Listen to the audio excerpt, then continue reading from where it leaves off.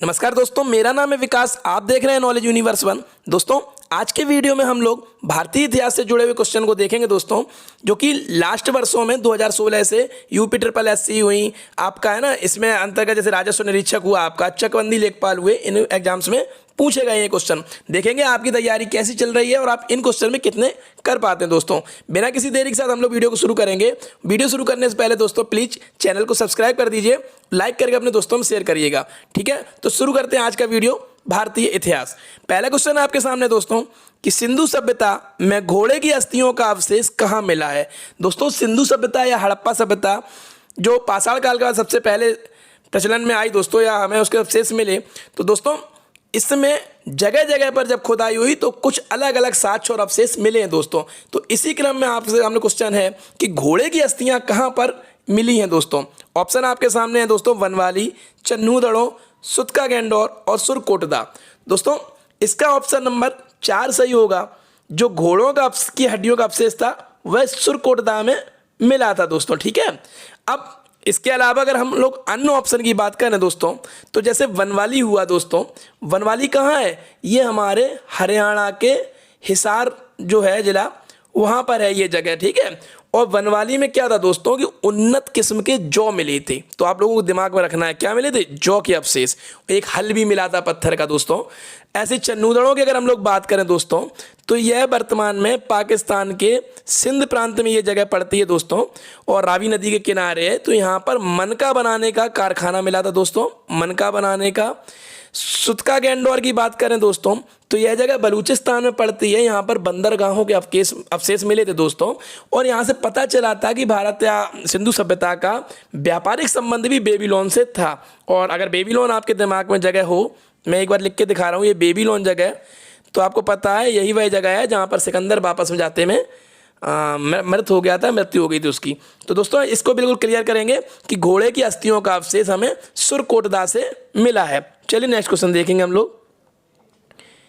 Next question है आपके सामने दोस्तों कि निम्न में कौन सा उपवेद नहीं है। अगर हम लोग बात करें दोस्तों, सिंधु सभ्यता के बाद जो वैदिक सभ्यता आई, वहाँ पर वेद और उपवेद की बहुत ही चलन हुआ। तो इसी क्रम में हम लोग जानते हैं कि हमारे जो वेद हैं वो 4 वेद होते हैं और उनके एक एक उपवेद भी हैं दोस्तों। ठीक है, तो यही क्वेश्चन है कि इनमें से उपवेद नहीं है। तो इसका ऑप्शन नंबर 4 होगा कि योग वेद कोई भी उपवेद नहीं है दोस्तों। अगर हम धनुर्वेद की बात करें तो यह ऋग्वेद का उपवेद है दोस्तों। और आयुर्वेद की बात करते हैं, सॉरी आयुर्वेद ऋग्वेद का है, धनुर्वेद आपका यजुर्वेद का है। ठीक है, तो इस क्रम में हम देखेंगे कि योग वेद कोई सा भी उपवेद नहीं है दोस्तों। चलिए नेक्स्ट क्वेश्चन देखते हैं हम लोग। पंचगव्य में निम्नलिखित में क्या सम्मिलित नहीं किया जाता है। ठीक है, जो पंचगव्य इसी वैदिक सभ्यता के अंतर्गत बनता था दोस्तों, तो इनमें से क्या नहीं शामिल नहीं होता था। तो ऑप्शन आपके सामने गाय का दूध, गाय का घी, गाय का गोबर और तुलसी। तो दोस्तों इसमें जो है आपका, इसका भी ऑप्शन नंबर 4 सही हुआ। इसमें तुलसी को शामिल नहीं करते थे। गाय से संबंधित सभी चीजें पंचगव्य में शामिल होती थी। ठीक है, नेक्स्ट क्वेश्चन देखेंगे हम लोग। महाजनी प्रथा का सर्वप्रथम उल्लेख निम्नलिखित में किस प्राचीन ग्रंथ में हुआ। दोस्तों, जो महाजनी प्रथा थी, मैं आपको ये बता दूं दोस्तों, पहले इसका ऑप्शन नंबर हम लोग समझेंगे कि इसका ऑप्शन नंबर 3 सही है, शतपथ ब्राह्मण। अब आप लोग कहेंगे ये शतपथ ब्राह्मण कौन सा ग्रंथ हुआ भाई। ठीक है, तो दोस्तों ये यजुर्वेद का शतपथ ब्राह्मण जो है उसका एक गद्य प्रकरण है। वेदों के गद्य प्रकरण को हम लोग ब्राह्मण कहते हैं। ठीक है, ये क्वेश्चन भी आएगा।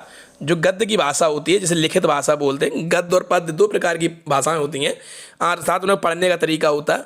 तो जो गद्य प्रकरण होता है दोस्तों, उन्हें हम कहते हैं ब्राह्मण। और शतपथ ब्राह्मण होता है जो यजुर्वेद में एक गद्य प्रकरण पाया गया था।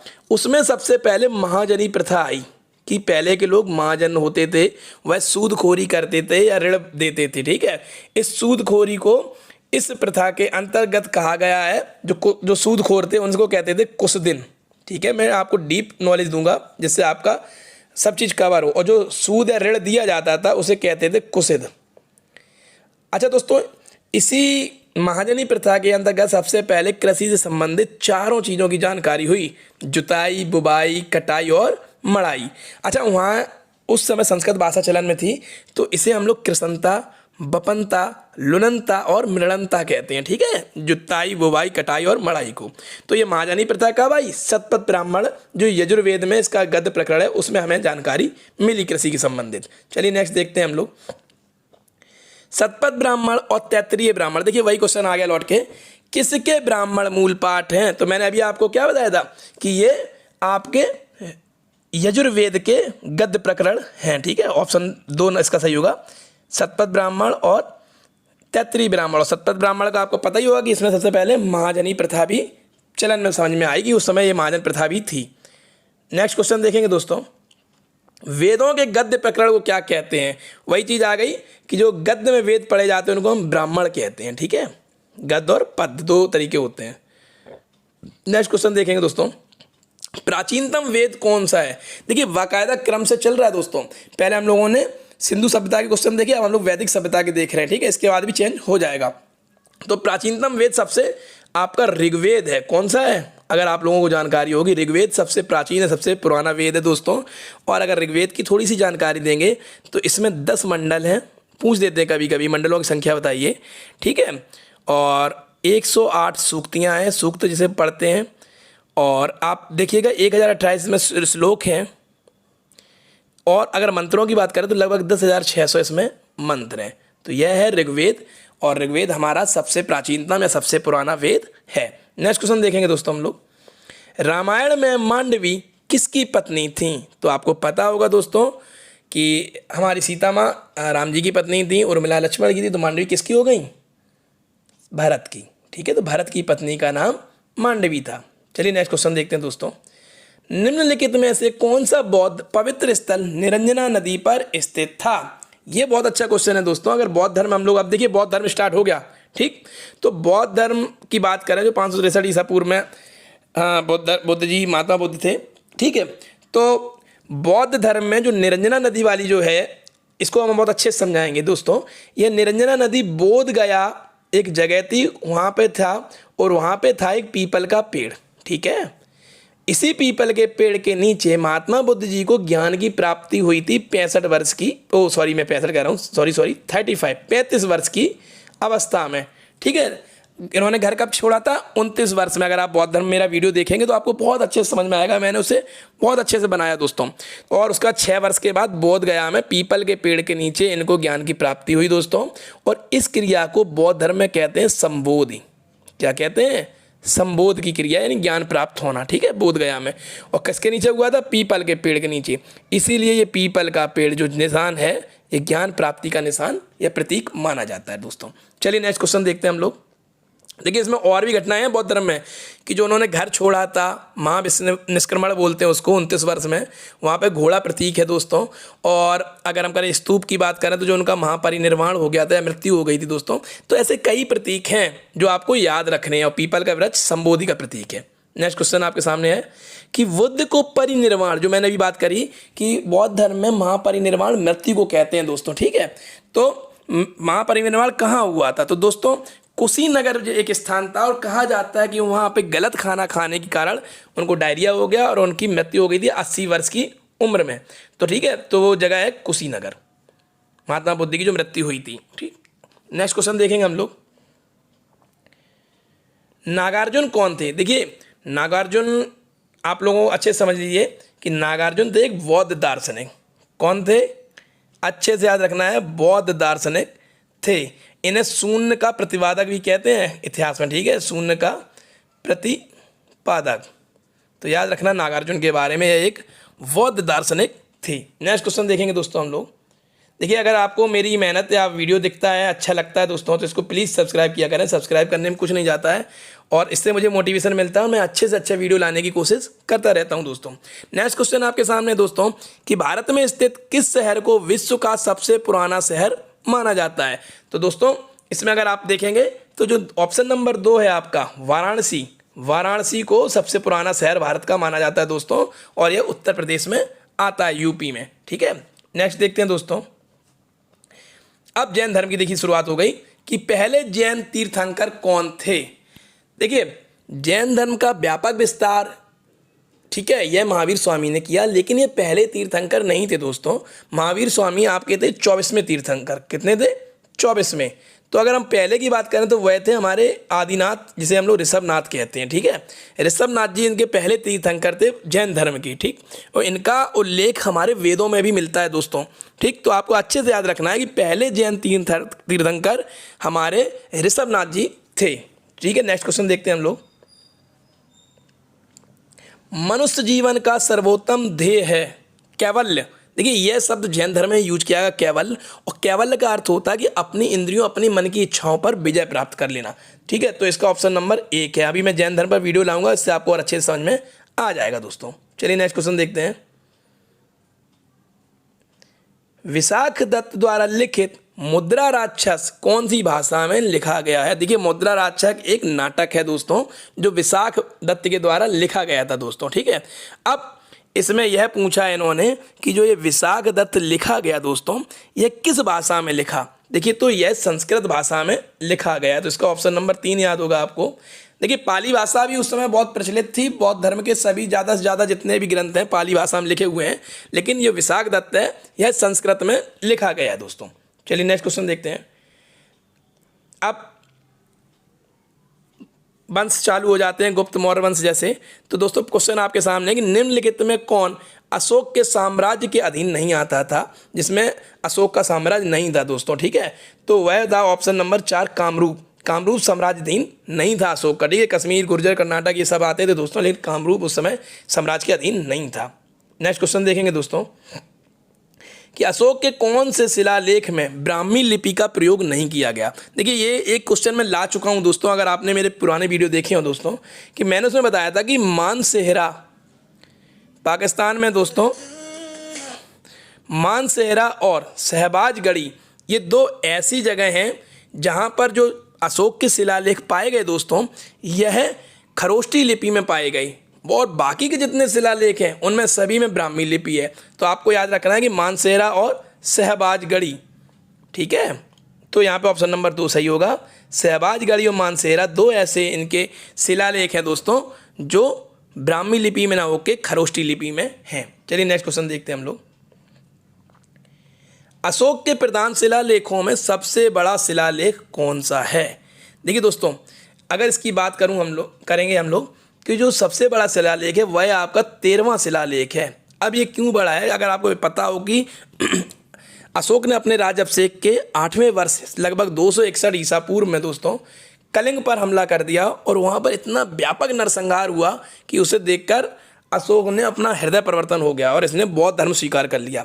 तो ये सब चीज़ का वर्णन 13वें शिलालेख में किया गया दोस्तों, और इसी कारण यह सबसे बड़ा शिलालेख है।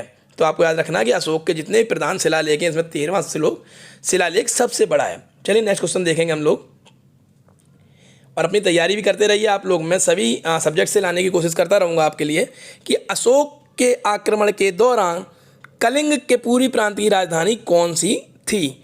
ठीक है, तो अशोक ने जब आक्रमण किया दोस्तों तो उस समय कलिंग की राजधानी थी तोसाली या धौली भी कहते हैं इसे, तो तोसली इसकी राजधानी कलिंग की राजधानी थी। इसका ऑप्शन नंबर 4 सही होगा दोस्तों। इसके बाद इसने अपने नेक्स्ट करके पाटलिपुत्र कर ली थी दोस्तों, लेकिन उस वक्त तोसाली ही अशोक के जब इसने कलिंग पर हमला किया था उस समय तोसाली इसकी राजधानी थी। नेक्स्ट क्वेश्चन देखेंगे हम लोग। निम्नलिखित में से मौर्य कला का सर्वोत्तम प्रतिमान कौन सा है? तो दोस्तों जो स्तंभ लेख थे या स्तंभों पे जो कढ़ाई थी इनकी, वह सर्वोत्तम प्रतिमान माने गए हैं। ठीक है, तो मौर्य कला का जो भी है वो स्तंभ सबसे अच्छा प्रतिमान माना गया कला का। ठीक, तो आपको याद रखना है। स्तूप तो आपको पता है कि बौद्ध धर्म में जो महापरिनिर्वाण हुआ है उसके 8 खंड करके जो स्तूप बनाए गए हैं। चैत्य तो आगे पूजा करने का जो स्थान होता था उसे कहते थे। तो मौर्य साम्राज्य में स्तंभों को सर्वोत्तम प्रतिमान माना गया है। नेक्स्ट क्वेश्चन देखें, कुषाण मूलतः कहाँ के निवासी थे? तो दोस्तों जो कुषाण आए थे हमारे देश में, यह कहाँ के थे? यह मध्य एशिया के निवासी थे मूलतः, आपको अच्छे से याद रखना है। तो कुषाण मूलतः मध्य एशिया के निवासी थे। नेक्स्ट क्वेश्चन देखेंगे हम लोग। प्राचीन भारत के महान व्याकरणविद पतंजलि किसके समकालीन थे? तो पतंजलि हमारे जो व्याकरणविद थे ये थे पुण्यमित्र शुंग के समकालीन। आपको अच्छे से ना, जो शुंग वंश था दोस्तों, तो पुण्यमित्र शुंग के समकालीन पतंजलि थे, और पतंजलि को तो आपको पता ही होगा कि महान व्याकरणविद थे। नेक्स्ट क्वेश्चन देखेंगे हम लोग। कन्नौज से पूर्व हर्षवर्धन कहाँ का राजा था? वर्धन वंश का सम्राट, या जैसे पुष्यभूति वंश से भी हम लोग कहते हैं दोस्तों। हर्षवर्धन जब कन्नौज में आया, इसने कन्नौज विजय की, तो इसने अपनी राजधानी थानेश्वर से फिर कन्नौज कर ली थी दोस्तों। तो इससे पूर्व जो ये है थानेश्वर का शासक था, ये हरियाणा के क्षेत्र में पड़ता था, ठीक है, थानेश्वर। तो आपको ये क्वेश्चन का आंसर अच्छे से याद रखना है कि जब कन्नौज से पूर्व हर्षवर्धन थानेश्वर का राजा था, और कहा जाता है कि हर्षवर्धन हिंदू साम्राज्यों में सबसे उदार किस्म का था, और ये भी कहा जाता है कि बाद में से पुलकेशिन द्वितीय ने पराजित कर दिया था दोस्तों, ठीक है। चलिए नेक्स्ट क्वेश्चन देखते हैं। कौन सा साहित्य संगम साहित्य के रूप में प्रसिद्ध है? ठीक है, तो संगम जो साहित्य है दोस्तों, ये अब ये दक्षिण वंश चालू हुआ था, जो जिसमें राष्ट्रकूट वंश हुए, आपके पल्लव चोल वंश हुए, उस समय की घटना है। तो उस समय तमिल साहित्य को हम लोग संगम साहित्य के रूप में देखते हैं। तो इसका ऑप्शन नंबर 1 सही होगा। आप लोगों को याद रखना है कि संगम साहित्य तमिल साहित्य प्रसिद्ध है इस रूप में, ठीक। चलिए नेक्स्ट क्वेश्चन देखते हैं हम लोग। प्रसिद्ध विरूपाक्ष मंदिर कहाँ स्थित है? तो ऑप्शन आपके सामने श्रीकालाहस्ती, तिरुपति, भद्राचलम और हम्पी। तो दोस्तों जो विरूपाक्ष मंदिर है वह हम्पी में है, ठीक है, इसको अच्छे से याद रखना है। नेक्स्ट क्वेश्चन देखेंगे हम लोग। सिंचाई के लिए 16 मील लंबी चोल झील, जिसे हम लोग चोल गंगम झील भी कहते हैं दोस्तों, अगर आपको पता होगा, तो इनमें से किस चोल शासक ने बनवाई थी, इसका निर्माण करवाया था? तो दोस्तों इसका ऑप्शन नंबर 1 सही होगा। राजेंद्र चोल जो था, इसका प्रथम शासक राजेंद्र प्रथम, इन्होंने 16 मीटर लंबी चोल झील बना दी थी, जिससे पानी की समस्या का निवारण हो गया था, जिसे चोल गंगम झील भी कहते हैं। तो याद रखना है राजेंद्र चोल ने। नेक्स्ट क्वेश्चन देखेंगे हम लोग। पहली बार भारत पर आक्रमण करने वाला मुस्लिम शासक कौन था? तो दोस्तों आपको पता है कि अरब से सबसे पहले जो हमला हुआ था वह किया था मोहम्मद बिन कासिम ने 711 ईस्वी में, ठीक है, और यही वह शासक था जिसने सबसे पहले जजिया कर वसूला था, ठीक है, आपको अच्छे से याद रखना। और जब इसने हमला किया था उस समय सिंध में राजा दाहिर शासक थे, ठीक है, चचवंशी शासक थे। ये कौन से थे? चचवंशी शासक दाहिर। इनको इसने पराजित किया 711 ईस्वी में, कहीं 712 ईस्वी भी लिखा है दोस्तों। उसके बाद इसने जजिया कर वसूलने लगा और देश को लूटना स्टार्ट कर दिया। तो आपको याद रखना है कि पहली बार जो मुस्लिम था वह कौन था? मोहम्मद बिन कासिम। नेक्स्ट क्वेश्चन देखेंगे। जयचंद के विश्वासघात के कारण पृथ्वीराज चौहान की पराजय हुई, इसके बाद जयचंद कहाँ मारा गया? तो दोस्तों एक चंदावर की लड़ाई हुई थी 1192 के बाद, जब मोहम्मद गौरी दोबारा लौट के आया और उसने हमला किया। चंदावर को मैं आपको बता दूं अच्छा सा, ये यूपी का फिरोजाबाद है वर्तमान का, ठीक है। तो और उस समय चंदावर, उसी फिरोजाबाद के पूरी प्रांत को ही चंदावर कहते थे। इसमें जयचंद की और मोहम्मद गौरी की लड़ाई हुई दोस्तों 1193 में चंदावर के युद्ध में, और यहाँ पर जयचंद मारा गया दोस्तों, ठीक है। तो आपको अच्छे से याद रखना है। नेक्स्ट क्वेश्चन देखेंगे हम लोग। अमीर खुसरो, जिसे हिंदुस्तान का तोता कहते थे, अगर आप लोगों ने इसका उपनाम पढ़ा हो दोस्तों, इसका जन्म कहाँ हुआ था? तो यूपी के, ये देखिए यूपी के ही हैं चारों जिले, ठीक है। तो कासगंज में इसका अमीर खुसरो का जन्म मानते हैं। हिंदुस्तान का तोता इसका उपनाम है, ठीक है। लास्ट क्वेश्चन देखेंगे आज का दोस्तों कि लौह और रक्त की नीति किसने अपनाई? तो जो फारसी शासक था बलबन, ठीक है, ऑप्शन नंबर ए, इसने लौह और रक्त की नीति अपनाई दोस्तों, ठीक है दोस्तों। तो इसके साथ ही आज का वीडियो समाप्त हुआ।